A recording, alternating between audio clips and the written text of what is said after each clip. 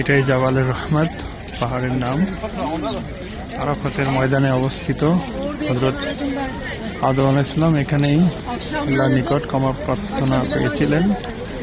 এখানে সেজদারত অবস্থায় আল্লাহ তাকে মাফ করেন।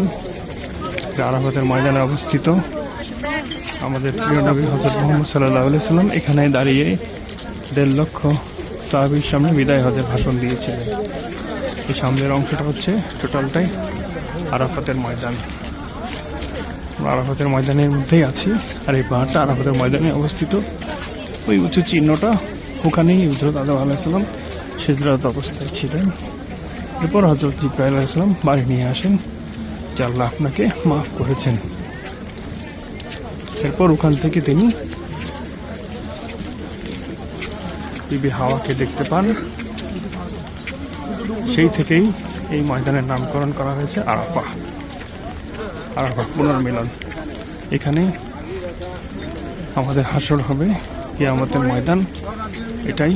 এখানেই সবাইকে পুনর্জীবিত করা হবে এই ময়দানে।